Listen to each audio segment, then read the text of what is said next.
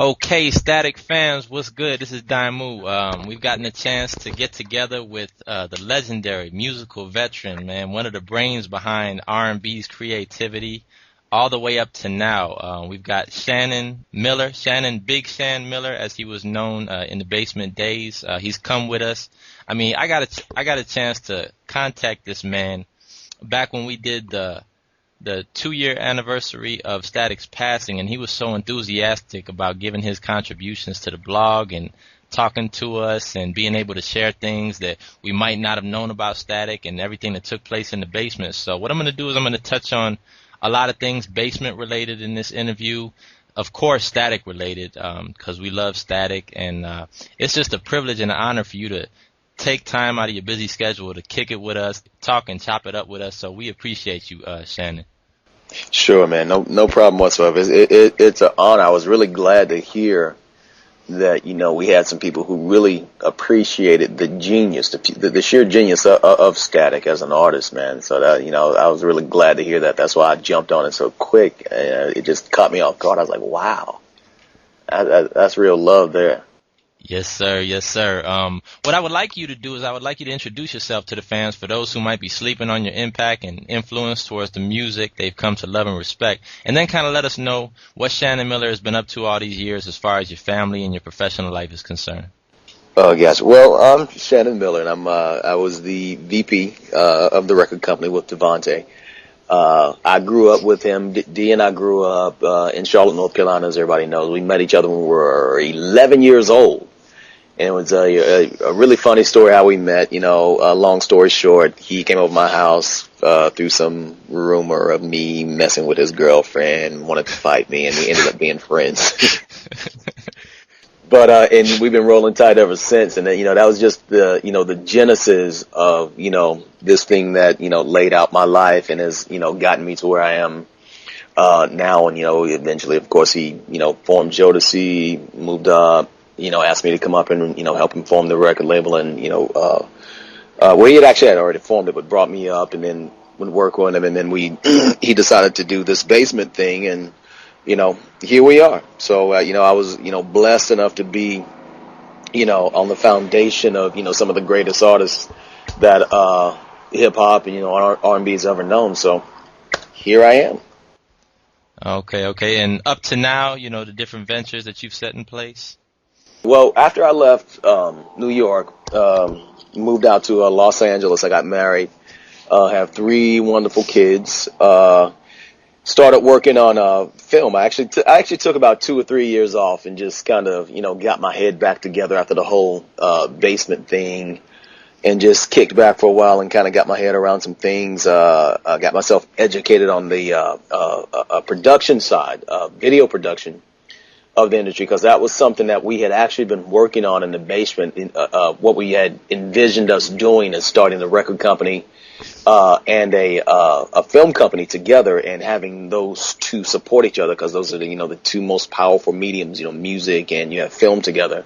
So that's what we were looking to do with the basement. That was the long term goal and one of the primary vision for how we wanted the company to be presented. So after doing that, I was more the visual guy. Of course, D was doing the music, just an absolute genius. So I moved out here, started my own production company, Suede Dog Media Group, and been doing a lot of projects with mostly, believe it or not, my biggest things that I've been doing have been in South Africa and in the UK. Not a whole lot of stuff here. The international niche is where I found myself having the most impact. And it was kind of like a, David versus Goliath kind of a thing. And so instead of, trying to compete with all these guys here, there are a lot of things that go on in South Africa and, across seas. And a lot of cats have actually figured out how to make money there. And that was one of the things I did. My main impact over here is what I do, and what is easiest in the States for me is, believe it or not, I do a lot of production for churches, like a lot of the huge stages. Wow. That you see in a lot of churches now with the big Grammy designs. I design those stages as well, too. So that's another thing that I was interested in as well. So just kind of a hodgepodge kind of a situation. It's about 5 of us that work together. We kind of have kept it small to make it manageable. and glad we did, given this, huge downturn in business over the last couple of years in that particular area of the industry with film production. That's what I'm talking about. Okay, okay. Well, I'd like to know, what made Devontae want to leave New Jersey and head to Rochester, New York, out of all the places in the United States? I mean, what was so special about Rochester, Desjalon Studios, and with the whole Bassment idea coming about? Well, you know what? It originally came about. I mean, he had been looking for groups, and of course, he was very particular about who he chose. He just didn't want somebody that wanted to come up and shine and just wanted to do music, just for the sake of being famous and having a bunch of money. But he wanted real, genuine artists, and that's where his heart is as a musician, as an artist. So those are the kinds of people that he would only really take on. So he was really particular about who he chose. So once he got everybody together that he wanted, what we wanted to do was get away from New York City, get away from everybody else, get away from all the influences, all the distractions, and Desjalon just seemed to fit the bill there. Just long story short, we ran into Dave, who actually owned Desjalon. I forget exactly how he met up with Devontae. We flew up to meet him and talk to him, took a tour of Desjalon, and decided to rent the whole studio out. To bring all the artists up, house everybody there, and just make it like, this base camp for, production. And, there were some awesome times up there. Beautiful, beautiful. Explain to us in detail your responsibilities in the Bassment and how you handled them. Well, what I did primarily, I managed the production side of, well, not managed, but the day-to-day of the company. I kept everything in check. I put the schedule together for, the recording artists, handled Devontae's business with, doing the deals and making sure all the finances were there, and, making sure that mainly